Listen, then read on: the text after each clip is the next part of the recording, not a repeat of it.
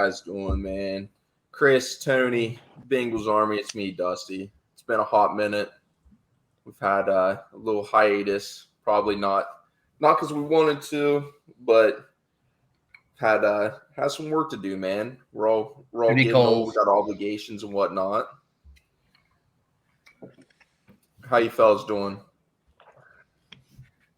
Just kicking back after a long day at the office, Just ready to unwind, talk some Bengals football. Man, I'm getting ready for the season. Feels like football is right around the corner. Even though it's still hot as shit out, we're all like, all right, time for fall, time for football. Starting to see those pumpkin spice stuff in the store. So it's got me feeling seasonal. Dude, the candles are where it's at. The candles are great. The coffee, that's a big thumbs down. See, I have to disagree with you. Hard stop. The candles are good. I don't know if you guys are candle aficionados, but woodwick candles, worth the money. All right, worth the money all day long. The pumpkin crackle, spice. Baby. Yeah. The crackle. I mean, gets me in the season. You got to get them at TJ Maxx or something. They always have them there on sale. But you got to go quick. You got to go quick here in Newark, man. They'll get them quick as soon as they see them. Yep. Yes, sir. So, fellas, we've noticed Chris and Tony got little drinks in their hand. We were talking about beforehand. What are you guys drinking? And I'll throw out my surprise drink because I didn't tell you guys offline what I had, which is nothing super great. Tony, kick us off, dude. Hot take, Bush Peach. It's good. Easy to drink. Easy to podcast with. And it's orange, right? I mean, Bengals Army. So it is pretty fitting. There we go. I got myself a nice little glass of bourbon. Wild Turkey Rare Breed. That's the brand tonight. Okay. Dusty, what are you sipping on? I just got done weed eating. Now, Twisted Tea Tall Boy. Now, what Papa Bear doesn't want to come in after a long day out mowing and weed eating to a nice Twisted Tea Raspberry? Now, I am a fan of the peach. Chris, Wild Turkey is the go-to, and I'm cheap. I'll go with the Wild Turkey honey. Wild Turkey honey. You used to be able to get that for like $18. You could get the Wild Turkey honey, $15 or $18-ish dollars, and then I used to like Jack honey, and I was like, let me try this out, and let me tell you, the Wild Turkey, unbeatable. Now, Tony. The peach, man, the peach is okay. I think it's smooth. I do enjoy having like one or two, but the apple's one of those ones where when you have the bush apple, in which I do have a latte fresh out of the fridge, just warmed up, you know me. Mm-hmm. But the apples, when you have like after two of them, it's a little different. It's like, okay, like now the taste buds are ready.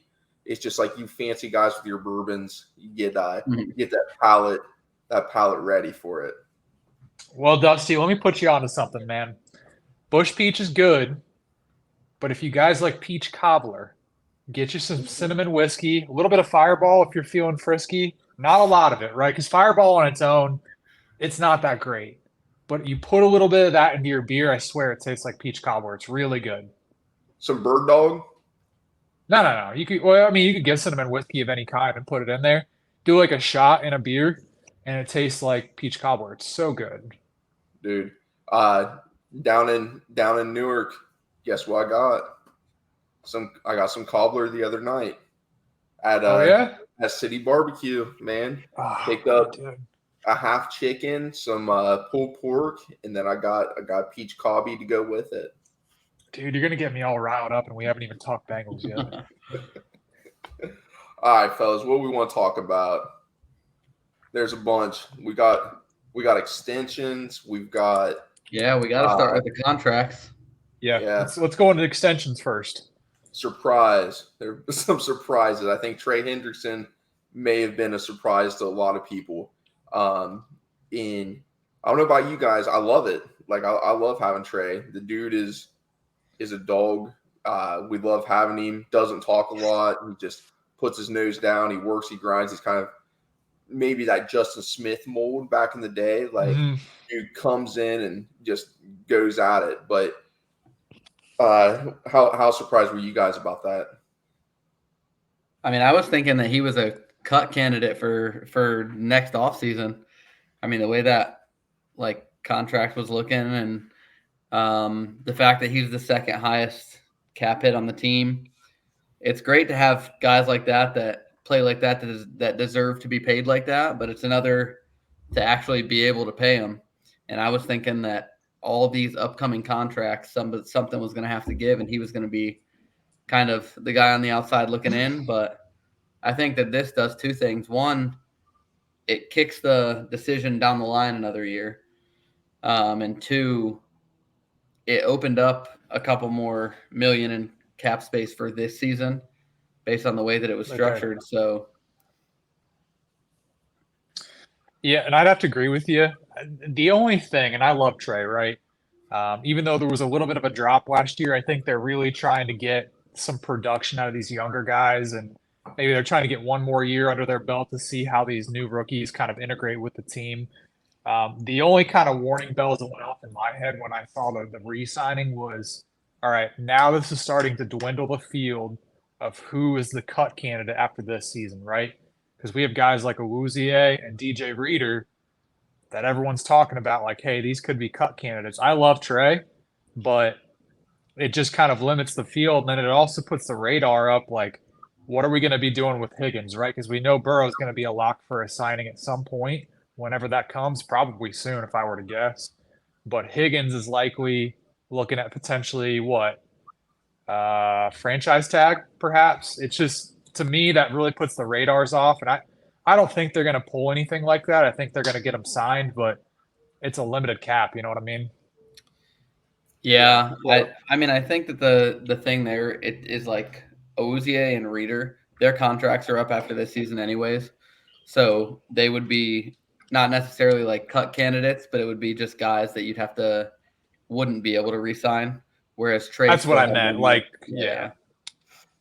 Dusty, I think, hopefully Cheeto comes in, man, and just balls out and gets some crazy number. Like, just hopefully he goes out somewhere, somebody pays him something ridiculous, and he keeps balling out. DJ, I mean, hopefully DJ balls out too, but he's type of dude. He's that quarterback of our defense, right? Like, he is. There's such a big drop off when he's not there.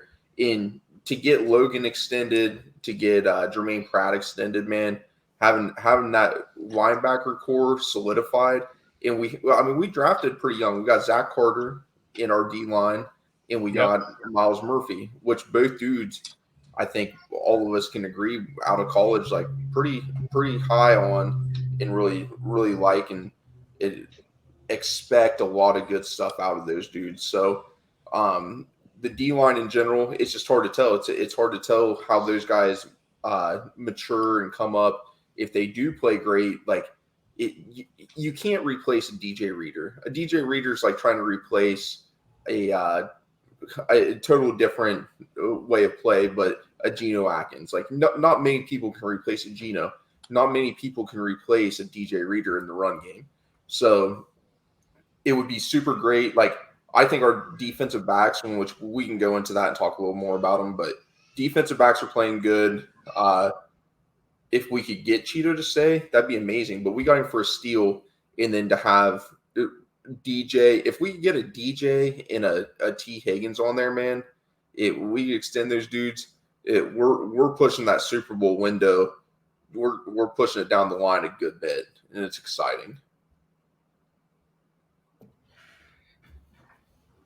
Yeah, for sure. So real quickly, guys, what do you think of, we talked about it a little bit, Dusty, the Wilson and the Pratt signing, right? I mean, I thought, Pratt signing, that was a given, but then coming out of the blue and getting the Wilson signing, what do you guys think of that? Go ahead, Chris.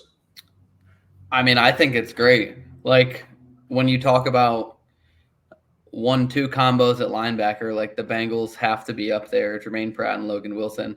Neither guy is like a, top 5 in the league kind of guy, but both of these guys are probably top 15. Like they could be, each one of them could go be number ones on a handful of different teams around the league, 5-10 teams, So you got to think, to have both of these guys together, the fact that they've played for 3 years together already, 4 years maybe, and the fact that, one of the things that the Bengals coaching staff has been talking about for a couple of years now, that continuity.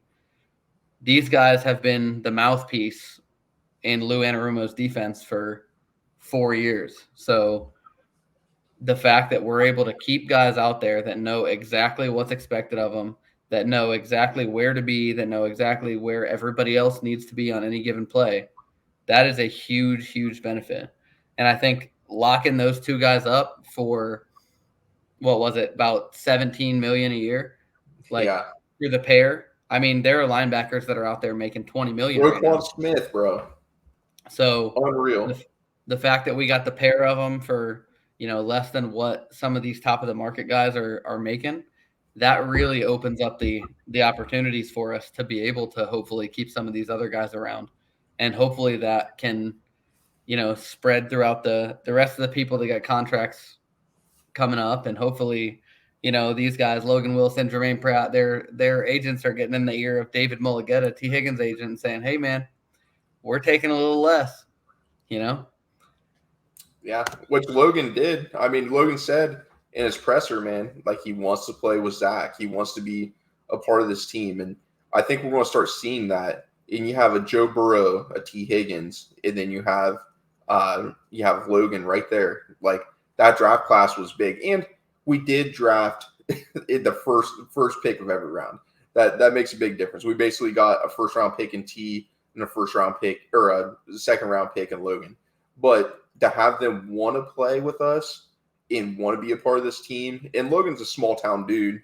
I mean, look where he came from. And so Cincinnati is a smaller city, but it's got everything you want. Like you gotta love Cincinnati. You gotta love the area. It's got that AFC North football, which some people might not be accustomed to that northern football style of like cold weather. But to us, man, fall time comes around, we're talking about hunting and we're talking about football, right? Like, Logan's one of those dudes, man. He's a northern dude. I think he likes it a lot. I think he's glad to be there. Yeah, and I mean, listen, I think the world of guys like Roquan Smith. I mean, these top end guys. Like, I'm not one of those Bengals fans that's going to talk really poorly about the Ravens, even though they piss me off sometimes. Like, he's a dude, right? And you've got other guys that are in the league, especially the Jets. I mean, they've got some stud linebackers as well. But just the value that we're getting out of Pratt and Wilson. I mean, Pratt was PFF's top graded linebacker last year, right? I mean, just to get guys like that at what I would call a bargain, and paying them less per year total than one guy on another team. I mean, that just speaks volumes to the culture that they've got going around there. And man, I want to see a trend of them taking less and keeping a team together. I don't know if there's going to be a breaking point, right? I mean, I'm not going to be the rain cloud here, but not everyone's going to do that, even though they're all buying into it. But, I like the trend right now, and hopefully we'll see that out of guys like T. Higgins and Joe Burrow. Yeah, I think it'd be great too, just to make amends with with that agent, man. To make amends with it, get T in there, and maybe be that bridge for future signings. But they're gonna pay up for somebody, right? Like every team does it, whether it's Jamar Chase or T. Higgins. It's obviously gonna be Burrow, but one of those two guys, they're gonna pay up to keep. I know they will. It doesn't matter what the culture is. It doesn't matter if they come off of a Super Bowl win. They're going to pay up for one of them. It's just a matter of who it's going to be and what the number is. What do you think, Chris? Yeah, I mean, it all depends who that is and when it's going to be, because I think if you've got all these other guys taking a little less, and I mean, I've said it before and I'll say it again, like my opinion is, if you're in a good situation and you're going to make $14 million a year versus $15 million a year, sure, that's still $1 million a year that you're giving up. But like what are all the extra things that come with that? Like, are you going to have to go and learn a new system and put in extra hours every week to figure out what you have to do?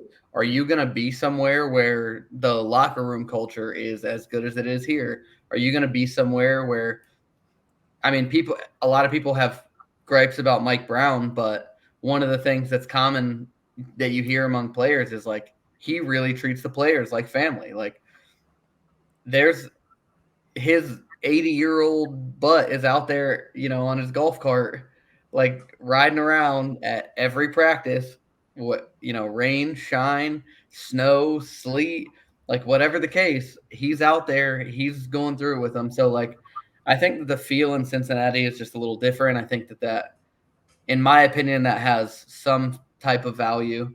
Like if we all made every decision based on what was going to be the best financial decision for us, then we'd all have tiny houses and tiny yards and no animals and all this kind of stuff. So like from our tiny peasant opinion up, extrapolated into these multi-million-dollar a year deals, at some point there's got to be just the culture that says, hey, you might take 5% less. But guess what? When 10 people do that, that opens up another contract for somebody else. That opens up something. So eventually, you're right. That cycle has to break, and it probably will be with the guy that's with David Mulligetta, because that guy literally, his MO is, I'm going to get my guys the highest deal. We're going to set the ceiling and blah, blah, blah. But hopefully it doesn't happen this year. Hopefully it doesn't happen next year. Hopefully we can kick it down the line a little bit and go from there. Problem's not the player, though. 9 times out of 10. I mean, I can't speak from experience, but I don't think nine times out of 10 it can't be the player. It's got to be the agent, because there's always going to be a team that comes down the road that's in the bottom 25% of the league that's like, hey, you know what? We'll overpay you. Screw it. And then that player's like, yeah, I'll take that because I'm making twice of what I'm going to make in Cincinnati, for example, right? There's just always going to be that team, in my opinion. So it Yeah. sucks, but I mean, I don't think it's going to happen with those guys. It's a matter of when it comes to somebody on this team. Yep. Yeah. How soon is Joe's deal getting done, man? Joe's deal? You think Joe's deal will get done before T's, or do you think it'll be T's then Joe's, or do you think it'll be Joe's and then T's won't get done? And then, I really think T's going to be here one more year. I think we'll tag him. But the only way T's gets done first is if they have an understanding of what Joe's is going to be, and there's an informal commitment of what that number is, right? Because they can't structure T's deal properly without Joe's being in place. They really can't, because both those guys are kind of going to command. Joe's going to command max. He's going to set the new ceiling, and T is a number one. He's going to command number one money. I don't see that happening unless they have Joe's deal at least structured and in place. What do you think, Chris? I think the exact opposite. I think that the Bengals know that they're going to pay Joe Burrow a crap load of money. And I think that Joe Burrow knows that the Bengals are going to pay him a crap load of money. So I think that the last thing on his mind, or I should say the first thing on his mind, is making sure that he has the pieces around him to continue the continuity that they've had. Because, T is likely a number one receiver on a bunch of teams, and he's likely to make, like you said, some team is always going to be out there that's going to offer some fat deal. So I wouldn't be surprised if he hit the open market if some team offered him like 3 or 4 years, $27-28 million a year, just because that's where it's coming, that's where it's going. But I think that if T's deal gets done, it gets done before Burrow's. The only way that Burrow's gets done before T, in my opinion, is if they can't come to an agreement with that agent, and then Joe's gets done right before the deadline before the season. The clock's ticking, though, right? Herbert got his deal. We know what that number is, and Joe's going to command a higher number than that. I mean, there's nothing like there's nobody's. They should not be waiting on Joe's contract. Either they're having informal talks about it, or they kind of know what it looks like. But man, I think it'd be a big miss if they didn't get him signed before the season because that's just going to bring momentum to everything. Oh, they'll get him signed before the season, but my thought is, like, whatever the last day is to get them signed, like, they could wait until then. Like, both the Bengals and Joe Burrow know, like, the deal's getting done before the season. It would take something catastrophic for that deal not to get done. So I think that getting all the other pieces in place to say, here's the maximum amount of money that we can physically give you this year to set ourselves up for the future is beneficial for the Bengals. And it's also beneficial for Joe because, I mean, shoot, for all we know, he's going to make $60 million this year. And his actual cash is going to be $200 million because signing bonuses and roster bonuses. And I'm not some big capologist, but I know that there's a cap number and there's a cash number, and a lot of times those two things are very different in the first year and the following years of the deal. Just because if you give Aaron somebody a Rodgers. signing bonus, like if we're talking about a $350 million contract for 5, 6, 7 years, then they can give him $150 million up front, and let's say it's a $150 million signing bonus. Then that is divided amongst the next few years of his deal. So I don't think that Joe has any issue waiting until the last day before this season starts. And I think it's probably more beneficial just in case T's agent is not willing to work with them as much. But I think Joe is basically like, they're basically like, hey, tell us what you want and we'll give it to you. Whereas T, let's say that agent is trying to get him $28, $29 million, but the Bengals offer is like $24 million a year or something like that. If you can make that happen in a way where Joe has to take $3 or $4 million less this year, next year, the next year, and it's a 3-year extension for T, and then after that it bumps his cap number up, then I think that that's probably something he's willing to do. But that's where my thought is. I know it's a little long-winded and I'm kind of talking in circles, but yeah. That wild turkey's got you running in circles right now, man. I mean, look, it's gonna be. I think we'll get it worked out. But any other input, Dusty, on the signings before we move on? Man, so with T, he seems like such a humble dude, but you can listen to like different like team interviews, and like when you see like Cincinnati coming through in like filming them, it's always T, Jamar, and TB. And T's really that middle dude now, but you always see T. Everyone says like T's the quiet guy, but when T's around, you can just see them and you can see the way they respect him.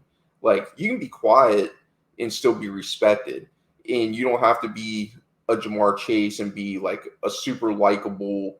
And I'm not saying T's not likable because I think he's very likable, but there's something about T when you just watch him talk and he like smiles. You can just see like the dudes around him like laughing and light up. Like he seems like a good person. That I'm not saying the money doesn't make a difference because the money talks, right? Like money does make a huge difference, but T, he's not one of those.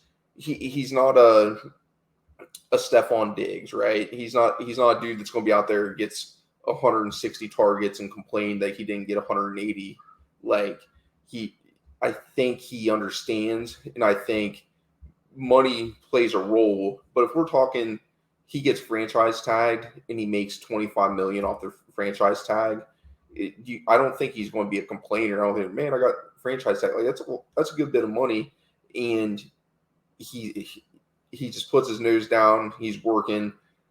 His agent, it could be a great thing for us that he has that agent. Like it could, like I said before, it could mend that bridge, or it could be a real bad thing where the guy just wants to get him the most money. And I'm not saying T doesn't deserve it because T deserves. I really like T. T's probably my favorite player on the team. I like what he's about. I like his attitude.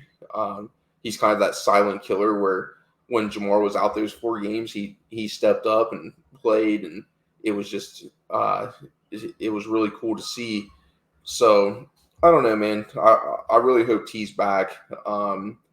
If he's not back, he's going to be a hard player to replace, but I think he'll be franchise tagged. So I think we still got 2 years with him. I think having Logan back is a really big thing for us, especially with Jesse and Vaughn both leaving. I think having that linebacker core set in stone, and we complained for years about the linebacker core, so I'm really happy with that. I'm a big pass rusher dude, so I love having Trey and Sam and DJ, and then we got the young guys. We got Miles Murphy, we got Cam Sample, Zach Carter. So let's see what these cats do. If I don't know how much you guys watched or heard about the joint practice, but man, that D line, it seemed like they were getting after it. Trey supposedly had like 7 would have been sacks. Like, dude, that's a lot, man. I'm excited for that D line. Hopefully, we get those sacks up from 30 to, if we get them up to 40, and our defensive backs play the way we think they'll play, dude, this defense could literally move from a top, I think they were like a top 10-ish, 12 defense to a top 5 defense real easy. And then you have a Joe Burrow, Jamar, T of improved offensive line. Like, the sky's the limit, really. Yeah, for sure. And I mean, sky is the limit. We'll certainly see. Real quickly, guys, I want to get your thoughts on the Joe Burrow calf injury. We think think he's ready to roll on week 1. What do you think?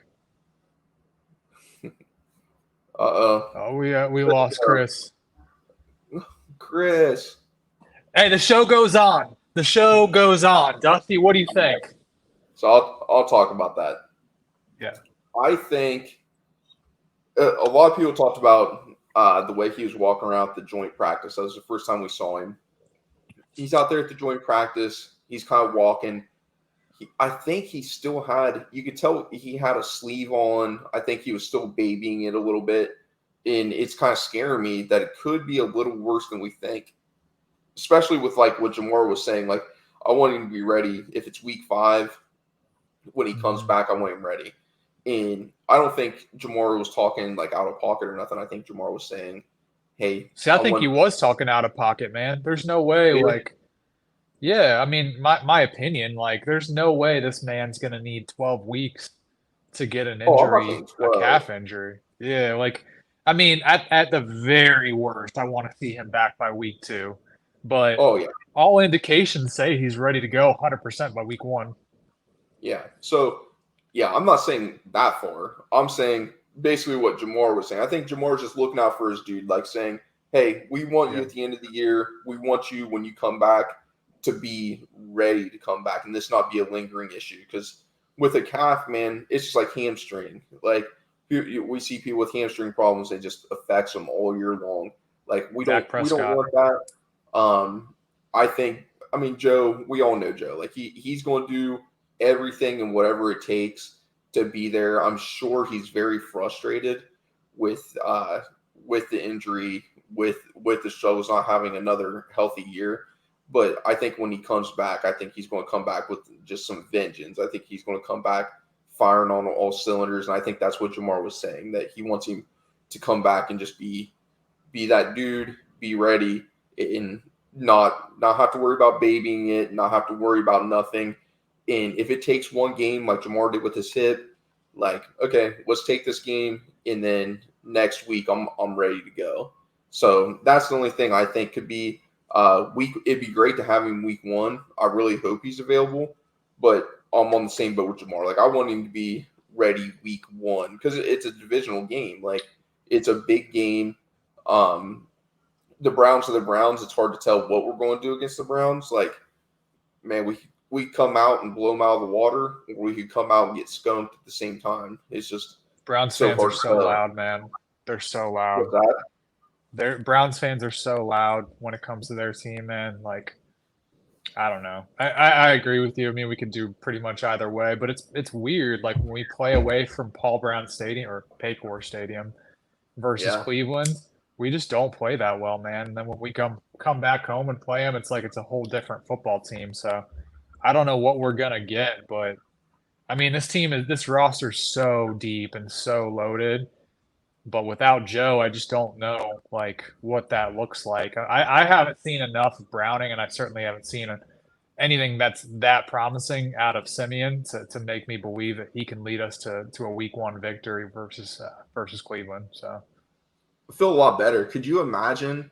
We come out with Trevor Simeon and we get the win. Maybe it's just a one score, like 5 to. We'll just do the 3.5 points, which is kind of a normal spread for a home team.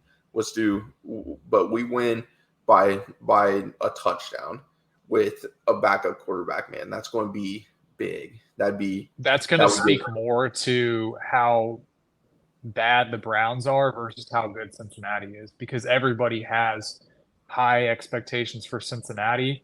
I mean, you have ESPN wall-to-wall coverage of Cincinnati doing all these big things potentially, right? I mean, the expectations in Cleveland, and I listen to a lot of being in Columbus, man. I listen to a lot of Cleveland radio because that's where it is. Like, there's tons of Browns fans up here. I hear it all day long. The expectations are really high in Cleveland, but they just don't know what they're going to get out of Deshaun Watson. If Cincinnati were to come out there with a backup quarterback, given everybody else being healthy, and somehow pull off a dub, like a good dub, a solid dub, that's going to speak more to how bad like the worry meter is going to be sky high in Cleveland because they've got a 230 mil quarterback there, and everybody kind of knows what they're going to get out of Cincinnati. You know? I do agree, but I disagree at the same time in the fact of Cincinnati's defense is super underrated. Like, I think our defense, and this, which, I mean, it's going to show Joe is beyond valuable to the Bengals, but also this gives the offensive line more of a promise, because if Trevor Simeon drops back and he has 2.5 seconds, 3 seconds to throw the ball, and we have these weapons, that's going to, one, just say, hey, our backup quarterback is not a true backup quarterback. Or if it's Jake Browning, which Jake Browning's a gunslinger, man. He'll sit back there. I do like Browning. Yeah. So he's going to launch the ball. And if you're old, but you have dudes like Jamar and T, man, they get out there and you launch the ball to them. I trust T with a 50-50 ball all the time. Throw it to him, make it 50-50. It's more 60-40, if not better. So it doesn't obviously you have to be a decent quarterback to play in the NFL and be a backup, but let Joe get that rest. And if they do win, I don't necessarily say it's super bad on the Browns, because we're just so talented. Like, you got a Super Bowl roster with a possible MVP quarterback, but you got to have that backup. Like, look at the 49ers, man. How many quarterbacks were they pushing through? They had Mr. Irrelevant, and they were still playing. Like, Kyle Shanahan, the dude can do some stuff on offense. So I think it'd be a great test. I think it would show a lot about our team. So I obviously want to win 100%.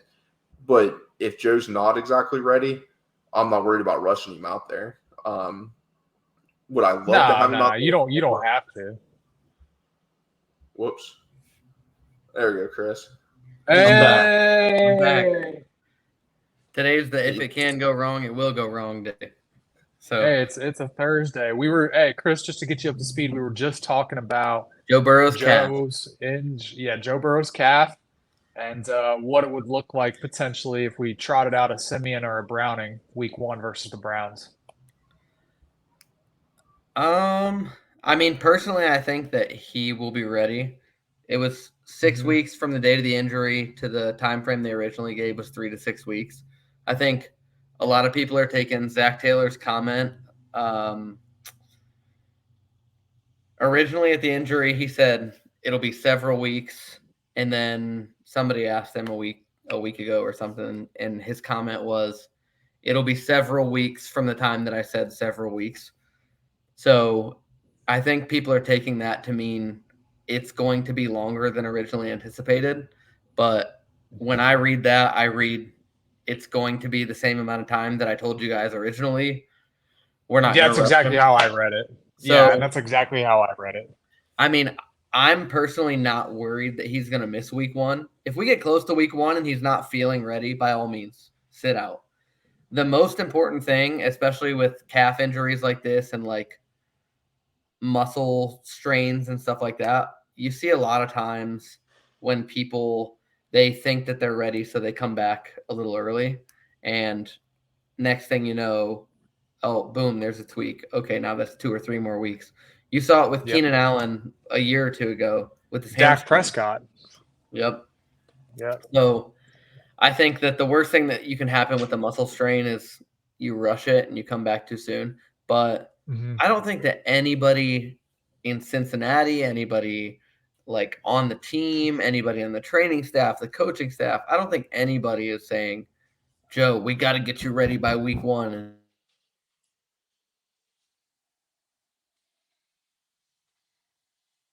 Oh, Chris, did we lose you? Then, yeah. But at the same time, I also think, I mean, he can be there. So we'll see how it goes. But I think that if he's there, then great. If he's not, we paid Simeon to be a high tier backup. So, as long as he wins the job over Browning, I don't see there being that much of an issue. Established offense outside of him, and he's been in the league for a long time. So, Yep. Yeah, I mean, I agree with you. It's just a problem with Cincinnati, and man, I love this team, but early in the season, they're streaky. They've always been streaky early in the season, and you can see the potential there. You can kind of see the light through the cracks, but they just don't seem to put it together until that week 4 or 5 range, and then they really hit their stride. Then they get rolling. I just don't want to see a situation where we kind of see a hangover into week 1, 2, 3, and we've dropped 2 divisional games because you remember last year versus the Steelers in week 1, we dropped the divisional game right off the bat, right? Whereas in the year past, in the Super Bowl game, the Super Bowl season, we blanked them, right? We wiped them. I just don't want to see them drop these division games early and these games early they should win because that stretch they've got, man, they go back to back Niners, Bills, they play the Chiefs, like they're playing the best in the league this year. I just don't want to see a situation where we're behind the 8 ball looking at maybe like 1-3 and we've got to dig our way out of that because I think we're all aware of the fact that I think the ceiling and since I think the floor for a team and the AFC North to win it is 11 games. You have to win 11 games to get the AFC North title, 12 ideally, but that's the floor. I think anything less than 11, you're probably not going to win it. So, dude, we want to win the division. You can't overlook the division. But we are not looking at the AFC North. We're looking at the AFC. Like, I think we've all became so damn accustomed to, and excuse me for saying damn, that's D-A-N. Is this the raspberry heart tea hitting, man?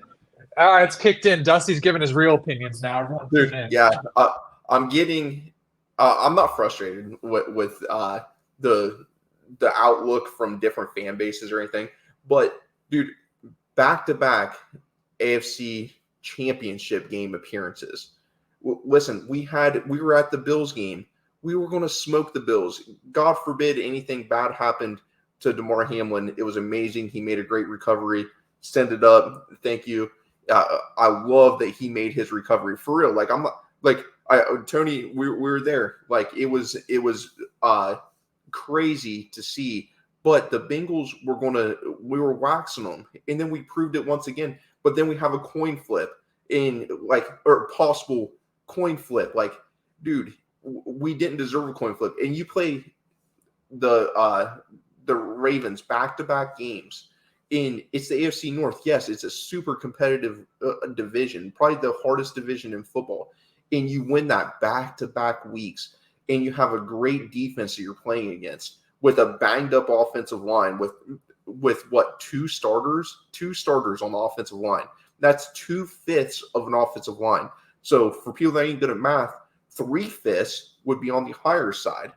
2/5, you're looking at 50% or below. There's people out there that's probably not good at math, but give the respect to them. They went out and they went to Buffalo. They won that game. They went to Kansas City, and everyone wants to talk about how tough it is to play at Arrowhead Stadium. It is a hard place to play with a very good, talented team. And you have that talented team, you have the fan base, you have the travel all involved, and lose on a last-second field goal. Give respect to this team. We are AFC champion aspirations, not AFC North. We're AFC. If we're healthy, knock on wood, if we're healthy, we're looking at the AFC champions.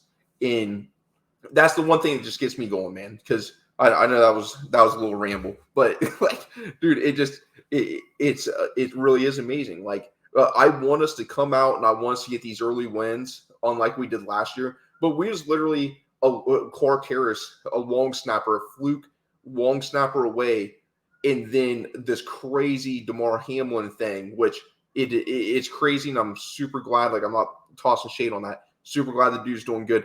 But we're those couple games away from playing that game at home. And if that game's at home, man, we could be the Super Bowl champions. And coulda, woulda, shoulda. It's been said 100 times. But it is what it is. And I think we're a team that can build off adversity. But I think we also know, like Joe said, there's an urgency to us. For sure. Guys, what are the topics we want to talk about? I know real quickly, this was kind of flying over the radar, but we're going to see some additions to the stadium this year. We're going to see some new video boards, some new concessions. I'm going to be at Paycor a couple times this year. I'm excited about that. I want to see investment in this team. Looking at tailgates this year, certainly I'm looking to tailgate and get out there in lot 1 and see everybody again. But Yes, what are we thinking? What's the go-to game for you guys this year? Is there a game you got to be at if you had to pick one? Go ahead, Chris. I mean, I'd love to go to really a handful of games. Like, as far as home games go, I think there's probably a Thursday night game. Let me pull up the schedule here, and I'll let you know exactly. Well, they're wearing the white Bengal helmet now. They submitted that petition to get that. They're going to wear the white Bengal helmet with their white jersey a couple times. I think that's so sick. What do you think, Tony? Do you got some games already? So in the past, I wasn't, in the position to go to more than like one game, 1 or 2 games maybe. I want to go to at least 2 solid games this year. Obviously, I'm looking at the home opener. Even though that's going to be like, I don't know, I'm going to have to sell the farm to get into that game, but we're going to have to do some creative accounting to get it to work. But I like an early season game, and then I like a late season, like we're pushing for it, or in Dusty and I's case where we go to the playoff game. Like, there's nothing, like, you can't replace the playoff atmosphere, right?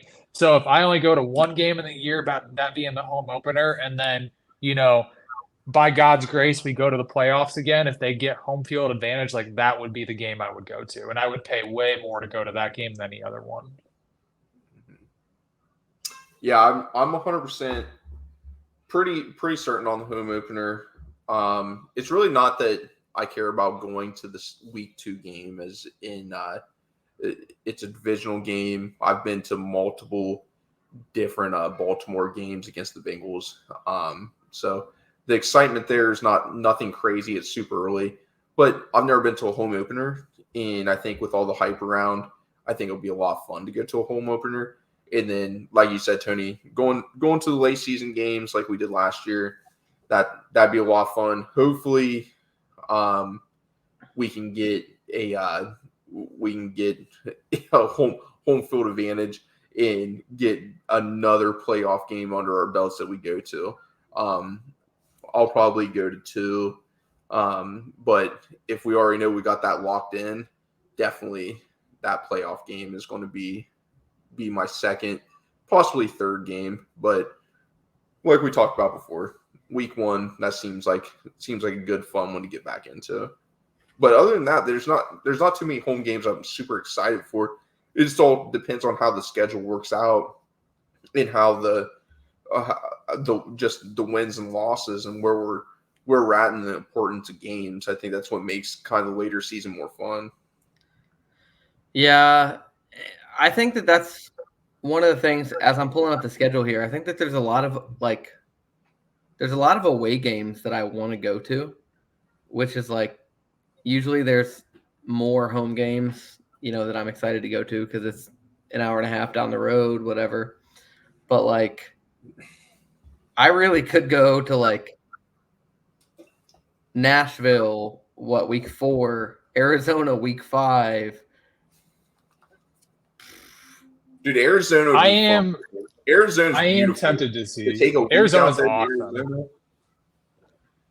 Yeah, Well, I am tempted to see what the ticket prices are, though, for that Browns home opener. I know their fans are crazy, but I know at least the past year or so, their ticket prices have not been what Cincinnati's are. Yep. I'm thinking I could get into that game cheaper than going to Paycor week 1. And the good thing for us is that like being in the central Ohio area is that like we all, and I mean, even in the military, like we have Browns fans as friends. So like you go to the stadium with a group of Bengals fans, guess what? You're going to get beer cans thrown at you and you're getting trash talked up and down every which way. But like, if there's 1 or 2 Browns jerseys in your group of friends, like you're going to have a better time. Like, yeah, it is what it is, So dude, go ahead. We got so many friends, man. Jacob Roach, who we talked about bringing on the show, like Jacob, he'll probably be there. We got multiple different friends that are good buddies of ours that either through the military or through just friends that we know that could be there. It'll make it fun. It'll be a little class reunion style thing.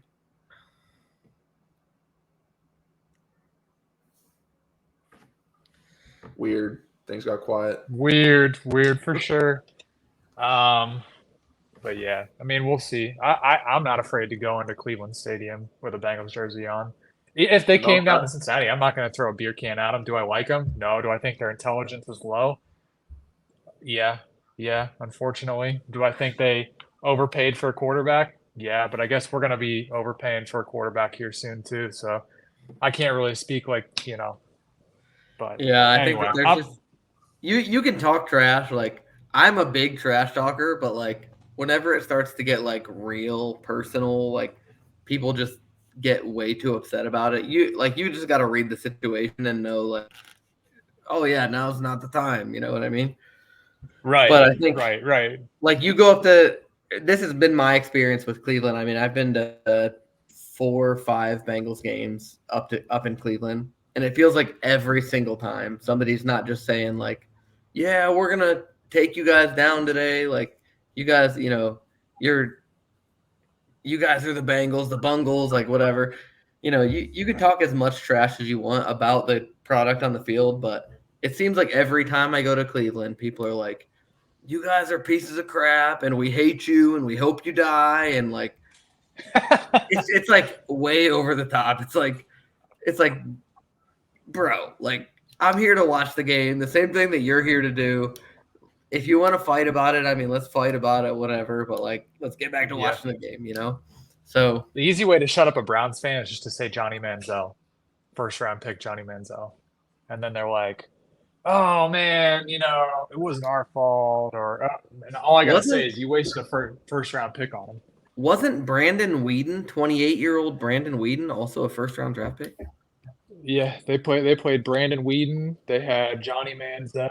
Like I gotta pull up on the next podcast. I'll pull open that video of that or the picture of that guy with the jersey. He's got like a a jersey, and then he puts all these names in tape, and it goes all the way down to the ground when he's sitting in the stadium because he's got all these names of quarterbacks that they've just burnt through. Now, like, listen, I know that Cincinnati's had some pretty shit years. Like, we've really been through some dog years with Cincinnati, and we haven't seen a Super Bowl out of this team yet, but like to burn through the quarterbacks that they've done over the years, like, man, I'd be in a pretty low place as a fan. Yeah, but we've also had some really great players, and the Browns had great players too. But we're talking about the '90s. The '90s were rough. '88. Look what happened in '88, and then things went a little sideways. Like 2000, probably what was it? 2001. Things started looking up. 2005. We've got a lot of different AFC North titles in that time frame. So a lot of people are set in the past. This isn't 20 years ago. We might not have a Super Bowl super important. It's a big deal. But we've had a lot of really good teams, and maybe we didn't perform when we should have at different events. But overall, we've had some really competitive teams, a lot of competitive years, and we're talking about something that was 20 years ago. Like, people, I think that's what upsets people is that they live in the past from like Pittsburgh, even in Pittsburgh and the Browns fans. But I know a lot of my friends are Browns fans. They'll sit there and talk to me, and they're not as bad. Like some Pittsburgh fans, they're talking about their Super Bowls and stuff.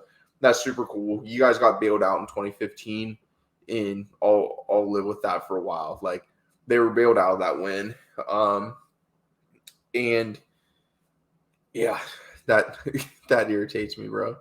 But I think this year, like Joe said, man, we got a big sense of urgency. I think the team knows it, the team feels it.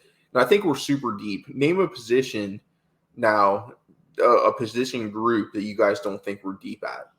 Like we are deep at almost it's safe other than safety, but overall the backs, we are deep. I mean, I even disagree about that. I think that we're deep at safety. Like, do I think that we have that top end guy anymore? No.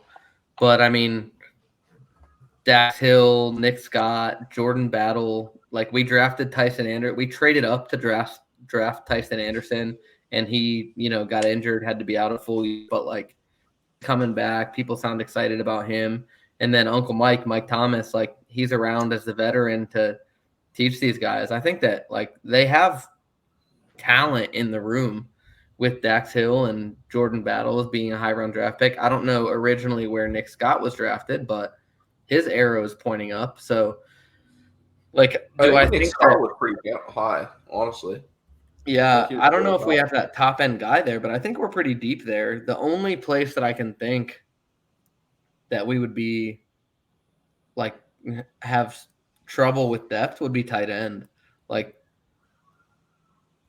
outside of Irv Smith, we've got Who's that other dude, man? He's young. Oh, what is his name? We have Mitchell Wilcox, or did they not Mitch? Cam Sample or Drew Sample. Not Drew, the dude in between them. Devin Asiasi? No, not Devin. The other cat, man. He's been a lot of people have been high on him during camp. I wish Christian Trahan. No, I'll have to look him up. Forgive me. Yeah. I mean, people are pretty high on Tyson Anderson, though. Like, they are really high on him in camp. I've said a long time, I think Jordan Battle is going to become kind of like a Von Bell. The way he tracks the ball, the way he sees the field, I think he's going to be like a Von Bell. And, I mean, I think they might roll Nick Scott out because he's proven for a while, but I think that safety position, at least that the two safeties they roll out there, I think are going to be I think that's going to be a fluid situation for a while, man. So we'll see what happens. I think to your point, too, I wouldn't use the word deep, but I would say we have a lot of guys that can play the ball really well, and I could see any number of them panning out. It's just a matter of which ones become a proven commodity, because right now we just don't have that proven commodity like we had with Bates and Bell, right? And those dudes really ran that defense. So We'll see. I'm high on Battle though. I'm high on Anderson. I think. I've had my fair share of mixed reactions to Dax Hill. If he takes a big leap in year two, then I'd swallow everything that I said in the past. I hope he does well. I just haven't seen it yet. Yeah, so tomorrow, man, we got first preseason game.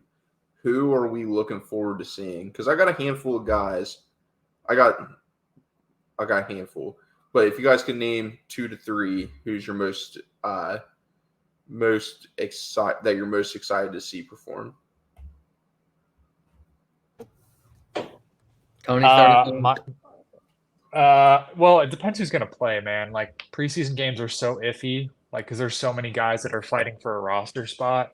I hope we see a little bit of the rookies that we drafted, like Miles Murphy. I hope we see a little bit of Jordan Battle. I hope we see, some of these younger cats getting some reps. Juan Drago. That's what I want to. Yeah, I mean that's what I want to see. I'm interested in seeing the rookies play. I couldn't care less because I know the starters aren't going to be out there. What about you, Chris?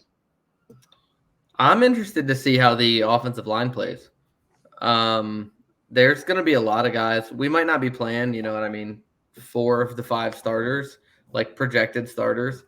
But I think that there are a lot, like low-key, there are like depth battles on the O-line because we have like 12, 11 rosterable guys in training camp. So like the odds of us keeping that many people are 0. Like not close to 0. I mean 0 that all of those guys make the team. So do we try to like sneak 1 or 2 of them onto the practice squad? Does Leo Collins start the year on the pup list? There's a lot of ways that we can keep maybe 1 extra guy around, but in reality, we're going to have 8 or 9 guys active on game day. So what does that mean for all of these backups? I think that there's plenty to see and plenty to look out for when we look at that depth for the O-line. Yeah, so O-line super fun. Hopefully they do great because I think our starting core is something we're really expecting to really take off and be there. But I feel like we actually have depth there. So with LC being probably on pup, I don't know if they placed him there. I don't think they did yet, but LC having him as a backup, having Jackson Carman available, like there's some other cats in there, but I think this offensive line is going to really – I really have a lot of high expectations for them. The cornerback room, there's a lot of dudes in there, man, that are fighting for jobs, but will also be picked up. I don't think you'll be able to hide them. I think they're going to get taken. So it's going to be really interesting to see these guys play and perform. The same with the wide receiver room. I think with the wide receiver room is super deep. Like between I think Trenton Irwin is probably our 5th option. So I think we have our big 3, and then we have Charlie Jones. I think Charlie Jones is probably going to fit that number 4. Number 5 will probably be T.I. And then it's such a battle because you have special teams, like what's going to happen. We have Yosevach, which everybody's super high on Yochi. Like hopefully the dude comes out, he plays, balls out. But I think he's a guy that's kind of locked in with just his upside. So it makes preseason a lot of fun. Like we're gonna have fun watching these cats, see who translates from practice to game time situations. So that's who I'm excited for. I'm excited to see wide receivers, defensive backs. I think we have a super deep D line. Our linebacker core honestly is pretty deep too. So there's a lot of positions to watch. See how we play in the backup quarterback role, which we talked about earlier. Like it's going to be really cool to see Trevor Siemian come out, see if he can dial up and be like, okay, this dude's definitely a number 2. He can come in and play because Brandon Allen was not exciting. Brandon Allen looked like I don't even know what he looked like. He didn't look good. Safe. They're- Safe. What's that? Safe. Here, hand the ball off, throw it 8 yards every now and again. Manage the offense. Yeah, so I want to see somebody come out, and that's why a lot of people I think like Jake Browning is because Jake will come out, man, and I want to see him just sling it, just have that gunslinger mentality, see what he does. It'll be very interesting. In which I really like Jake Browning, so that could be my bias, but whoever's the best and whoever plays the best, I want to see play. So let's see them. Let's see what we got. We got a lot of deep players, a lot of deep positions. So I think preseason will be fun for Bengals Nation. So it's a lot different than watching and you have a top tier team, but you're not deep. It makes it a lot of fun knowing you have some back end guys fighting for roster spots. So yeah, I'm actually looking forward to preseason. Yeah, I agree. And one thing before we get out of here, I want to hit on one thing. When we were talking about contracts, we failed to mention the Joe Mixon restructure, repayment, reagreement, recontract, whatever you want to call it. But I think that Joe Mixon took a huge pay cut, probably cut his cash number in half, cut his cap number in half, and I personally think that this is a great deal for the Bengals, and I think it's a smart deal for Joe Mixon, seeing as how all the other running backs in the league, Dalvin Cook's getting cut and all this kind of stuff, and the average salary is like less than $2 million a year, and blah blah blah. There's still all these guys out there that are waiting on a deal. I think that Joe Mixon secured a little bit of money for himself, and I think that he sees what is going on at the Bengals, and he's like, man, I want to stick around here as long as I can, and this gives him an opportunity to stay around this year and next year. So, yeah, what do you guys think about that? Well, Joe Mixon, he came in with some controversy, right? And the Bengals took him in and didn't really care about it. You didn't hear much about any problems off the field. This year, we've had a little bit of stuff this offseason, but overall, Joe is a fan favorite. He goes out there, you'll see him at games throwing balls with kids in the stands. Like, that means a lot, man. It makes it super easy to root for somebody. When you're young and dumb, things happen. I mean, it is what it is. Things happen, and not justifying anything, but it is what it is. So I think Joe is super appreciative of everything the Bengals done for him. And also, like you said, Chris, the Dalvin Cook, like Dalvin Cook's a great running back. And if you play fantasy football, Dalvin Cook's a high end dude that a lot of people take really early. And so you don't have to be a fan of the team to understand what he does production wise if you play fantasy football. So I think Joe Mixon, man, taking that restructure shows how much he loves the team, how much he appreciates what they've done for him, making that stretch, and also just wanting to be there because he knows what this team is going to be. But there's other people with different contracts between Logan Wilson and Jermaine Pratt. Like, we got those dudes on some bargains, and if they went to the open market, dude, I don't know what they would have went for, but to have them come back on the price tags they did and the price tags that Joe, like, all that stuff adds up, and that adds up for T, it adds up for Joe Burrow and Jamar down the road next year.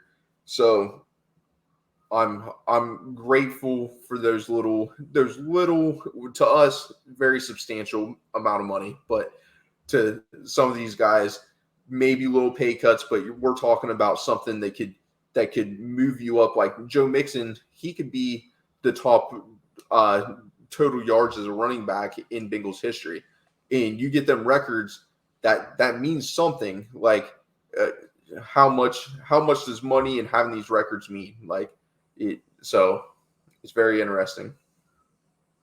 Yeah, for sure. I mean, the grass isn't always greener, right? see the running back market right now, and the cap seems to be 12 mil a year. I think we were all in agreement that the cap hit that Joe Mixon was going to have this year was a little high. There was some buzz that he could be cut. There was some buzz that maybe they shouldn't sit on this guy, right? Because we know we only got another year out of him. Obviously, we've got some unproven guys, but then Pirine walks after they offer him. He goes to Denver, right? I think that changed the dynamics, but the running back position for everything that we put on it is just not valued in the NFL as much as it used to be. I think the grass was greener to stay in Cincinnati, knowing that there are so many free agent running backs right now. I think he was between a rock and a hard place, and they said, "Hey, man, we're going to have to give you a pay cut. We want to keep you. Here's the deal." And he took it. And obviously that shows how smart he is. I'm glad to have him back in Cincinnati, and we'll get another year of Joe Mixon here.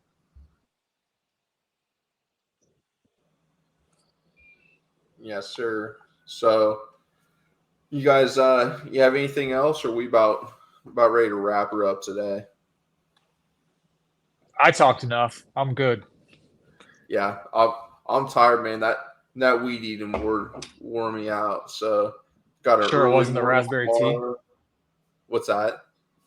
Sure, it's not the raspberry tea wearing you out. Dude, it's only half gone. It's only about half gone. Yeah. Yeah. I got some sun. My face is all red. Probably should have put a little sunscreen on the face, but I'll be all right. It'll tan up tomorrow. But Guys, I appreciate it as always. So I do want to say there's been a couple people that have watched the show. I was gone for some training, and I had one of our buddies. I won't say his name on here, but he said he was listening to some podcast, and his whatever he was listening to before it ended, and it popped up on Spotify just the next show, and it was our show. And he said, "Dude, I recognize these voices." He's like, "Who the heck are these guys?" And we were going with some training. He's like, "Dude," he's like, "Are you like, you got a show called Bengals Army?" I was like, "Yeah." He's like, "Dude, I knew that was you." And he ended up looking me up looking us up and watched us on YouTube too. But he's just, spotted out. So we'll have to get him on here. He'll be a surprise guest at some point, but he's a big Bengals fan. So everybody that does watch the show, make sure you guys just let us know. We appreciate it. Let us know your thoughts, opinions. It's a lot of fun, especially when we're talking, we got good points, or maybe our points are bad, and you say, "Dude, maybe you could look at this a different way and start looking at it from a different point of view," or our takes are good, and you're like, "Well, we like it and appreciate it." So. Or maybe you want to bully Tony into not podcasting from his bed. You know what I mean? It worked. Hey, listen. It worked.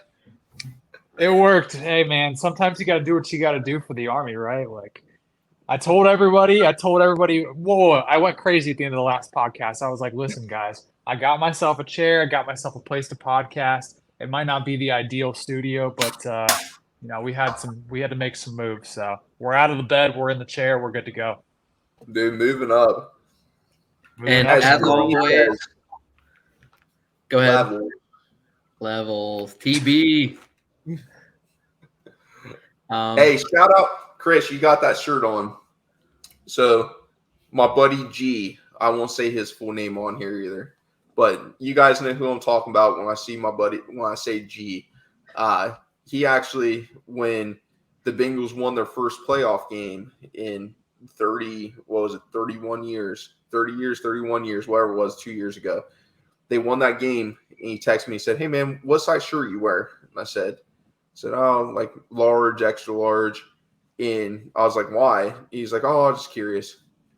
A week or two later, that same shirt that Chris is wearing showed up in the mail, and we won we ended up going to the Super Bowl that year. So, G, this year, if we went, hopefully we'll probably were there in that position. And if we are and we win that game, buy me another shirt, man, because there's some sort of ritual going on. We'll get that next shirt, and we'll make it to the Super Bowl again. Yep. Shout out to my boy G. He got me this shirt as well. So Oh, did he? yeah. And on the topic of gifts here, so we've got. I know I mentioned it at the end of the last podcast. It was a while ago, but we're gonna have a giveaway going on here soon. We got a nice little Bengals hat here. So as you can see, still in the packaging. On the 47. So we're gonna go ahead and get something going on with that where we can have a little giveaway. So once we get that up on the Twitter, that's at Bang1. Go ahead and follow us, send us a follow, send us a retweet a couple of the episodes, interact with us however you want. Tell us how dumb we are, tell us how smart we are, whatever your flavor. We ain't gonna lowball ourselves. We're intelligent Bengals fans up here. We may have some mustaches between the two of us and this guy with a glorious beard that he's getting ready to get out, but we're smarter than we look. We're handsome though. We're not just handsome. We're smart too. That's why we're gonna rename it to Handsome Bengals Army. Yeah, Handsome Bengals Army. That's what we're gonna name it. Yeah. No. All right, fellas. We got anything else? Good for me. Good. Thanks again. Yeah. All right. Well, hopefully we'll be pumping out some content here soon. We got preseason game 1 tomorrow, so that'll be a lot of fun. Looking forward to that. Season's right around the corner, fellas. So we're gonna have some fun. Get together. We'll be down there for some games. If anybody sees us, make sure you say hi to us. And we'll definitely we love interacting and meeting with people and meeting new Bengals fans. So say hi to us. And like I said, season's here. We've made it. This is the best part of the year right here. We got Bengals football. We got high school football, college ball. We got hunting season right around the corner. Get out there and get us some deers. Deers. That's not a word, right? Deers. It's a word. We'll allow it. De Beers. Yeah, we'll get us. Hopefully, we'll get some nice deer here real soon. I know me and Tony will be out in the woods. Chris, you'll have to come with us. Get us a couple nice bucks here real soon. We'll sling them, let them go. But that's all I got, fellas. Appreciate you guys. Yeah, that's all I got. I'm just trying to close this out. I'm trying to find our ending as I'm stalling. As always, y'all. Hooday! Yes, sir. Tony, send us a hooday, bro. Hooday! I need a little more excitement. It's a Thursday. I need about 3 more beers, man. He needs a little more time, is what he's saying. Yeah. Just wait. You'll see me. Dusty's trying to stall. He's like, "Where's this ending at?"